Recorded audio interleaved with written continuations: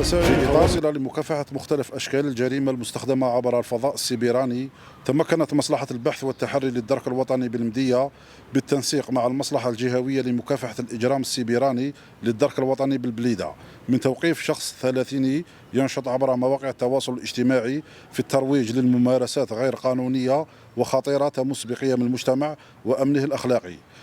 التحريات التقنية والميدانية كشفت أن المشتبه فيه كان يستغل حساباته الإلكترونية للترويج والدعوة إلى ممارسات غير مشروعة تندرج في غطاء التحريض على الفسق الرذيلة وفساد الأخلاق. العملية أسفرت عن توقيف المعني وتقديمه أمام الجهات القضائية المختصة مع حجز الوسائل الإلكترونية المستعملة في نشاطاته الإجرامية. تدعو المجموعة الإقليمية للدرك الوطني بالمدية جميع المواطنين إلى عدم الانسياق وراء مثل هذه الإعلانات أو التعامل مع صفحات مشبوهة التي تستهدف النسيج الاجتماعي وتمس القيم الأخلاقية.